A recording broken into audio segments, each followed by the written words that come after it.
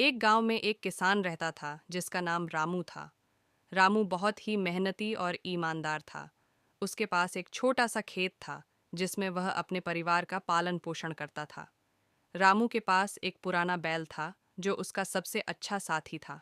रामू और उसका बैल मिलकर खेत में दिन रात मेहनत करते थे। एक दिन रामू ने सोचा कि उसे और अधिक मेहनत करनी चाहिए ताकि उसका परिवार और खुशहाल हो सके। उसने अपने बैल को खेत में और अधिक काम करने के लिए प्रेरित किया।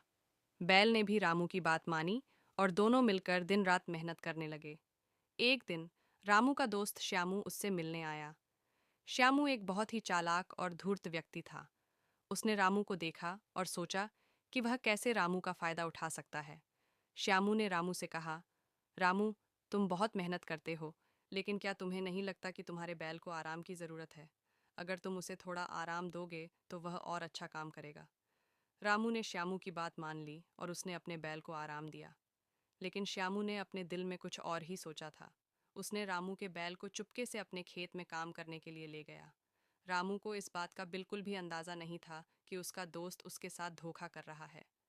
कुछ दिनों बाद रामू का बैल बहुत कमज़ोर हो गया और उसने काम करना बंद कर दिया। रामू बहुत चिंतित हो गया और उसने श्यामू से सलाह मांगी।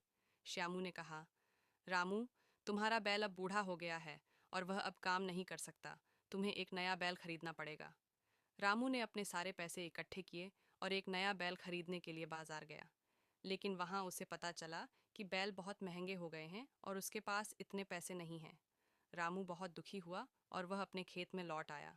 उसने सोचा कि अब वह क्या करेगा, क्योंकि उसके पास खेती करने के लिए बैल नहीं है। उसी समय गांव के मुखिया ने रामू की स्थिति देखी और उसे अपने पास बुलाया। मुखिया ने रामू को सारी बात बताई कि श्यामू ने उसके साथ कैसा धोखा किया है। रामू को बहुत गुस्सा आया और उसने फैसला किया कि वह अपने बैल को वापस लाएगा। रामू ने श्यामू के पास जाकर उससे अपने बैल को वापस मांगा। श्यामू ने पहले तो मना कर दिया, लेकिन गांव वालों ने रामू का साथ दिया और श्यामू को सजा दी गई। रामू का बैल वापस आ गया और उसने फिर से मेहनत करना शुरू किया। रामू ने सीखा कि मेहनत और ईमानदारी का कोई विकल्प नहीं है और हमेशा सतर्क रहना चाहिए ताकि कोई आपको धोखा न दे। इस कहानी से हमें यह शिक्षा मिलती है कि हमेशा मेहनत और ईमानदारी से काम करना चाहिए और किसी भी स्थिति में धैर्य नहीं खोना चाहिए। धूर्त लोगों से सावधान रहना चाहिए और हमेशा सतर्क रहना चाहिए।